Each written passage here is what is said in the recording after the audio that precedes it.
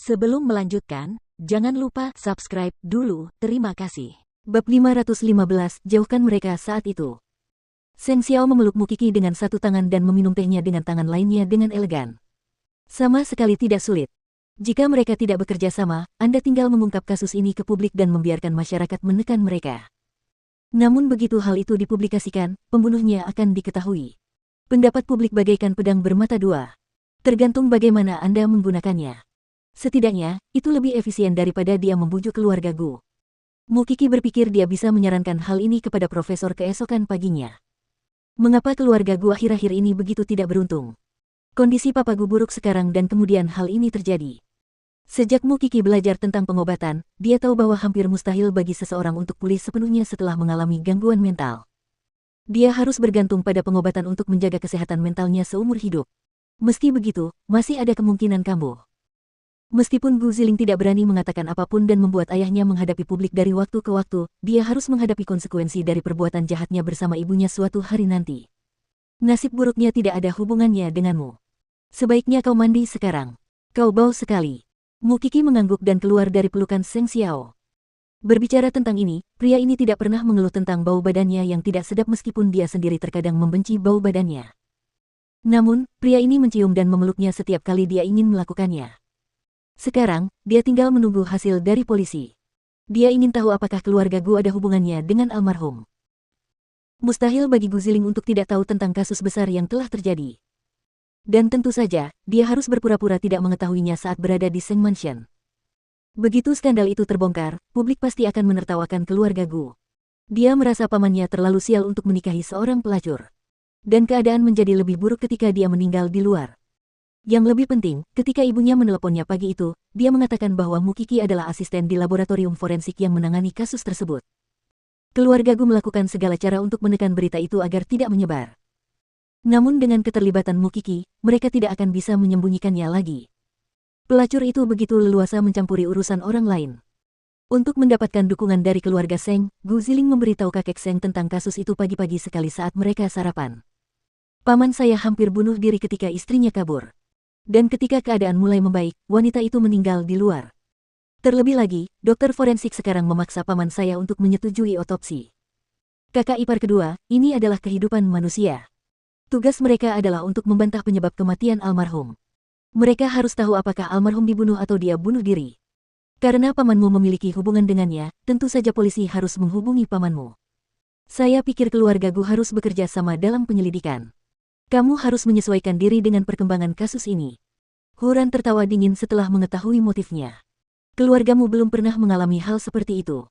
Tentu saja, kamu tidak akan merasa cemas. Saya sakit selama 2 tahun terakhir. Bukankah ayah saya juga mendapatkan rasa hormat yang sama dari orang lain? Huran bertanya balik.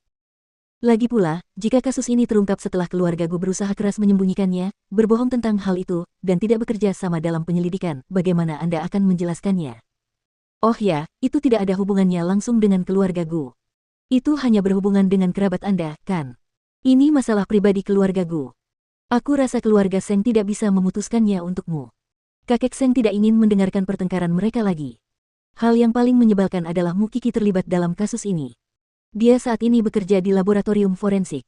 Gu Ziling akhirnya menjelaskan maksudnya. Mu Qi terlibat dalam kasus tersebut. Kalau begitu, keluarga Gu harus lebih berhati-hati. Huran mengingatkan Gu Ziling dengan sangat baik.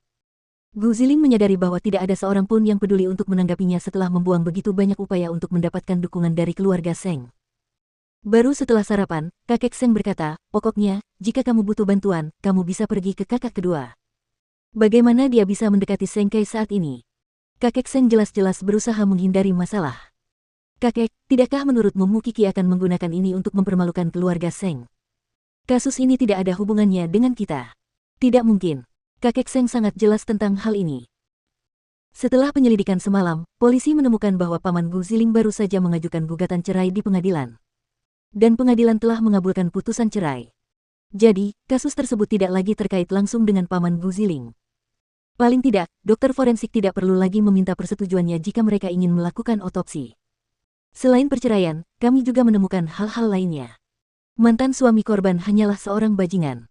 Dia adalah tipe playboy dari keluarga kaya, tukang boros. Karena utangnya yang besar dan kurangnya dukungan dari keluarganya, dia menjadikan istrinya yang sedang hamil sebagai penjamin utangnya.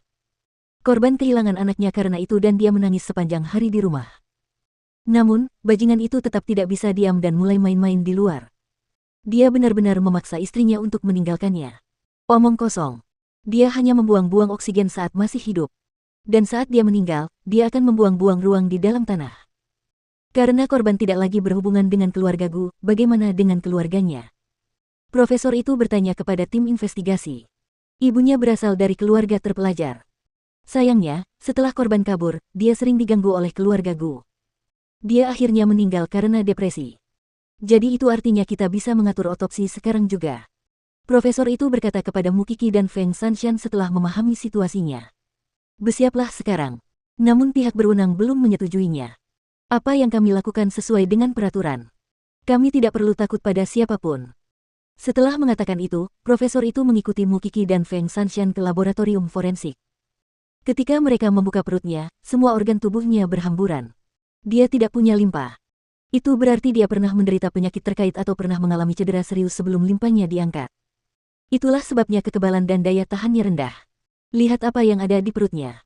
Ketika profesor memotongnya, Mukiki dan Feng Sanshan terkejut. Kuku, pasti sakit sekali. Kejam sekali. Tubuhnya penuh luka. Penyebab sebenarnya kematiannya adalah ini. Peritonitis disebabkan oleh perforasi gastrointestinal. Saya harus melakukan tes lebih lanjut untuk memverifikasi ini. Mukiki dan Feng Sanshan menarik napas dalam-dalam. Setelah melihat banyak kasus saat bekerja dengan profesor begitu lama, ini adalah pertama kalinya mereka menyaksikan pembunuhan yang rumit dan kejam seperti itu. Ini semakin menunjukkan bahwa kemungkinan pembunuhan balas dendam adalah yang terbesar. Keluarga Gu harus segera mendapat kabar. Kiki, tolong jangan ganggu mereka lagi. Profesor itu memerintahkan Mukiki. Jangan khawatir. Selama kita mengikuti peraturan, aku akan bisa membuat mereka diam. Mukiki meyakinkan sang profesor. Belum lagi keluarga Gu datang, bahkan jika Gu Ziling datang, hasilnya akan sama saja. Untung saja kau ada di sini, jadi kita tidak akan menemui banyak masalah.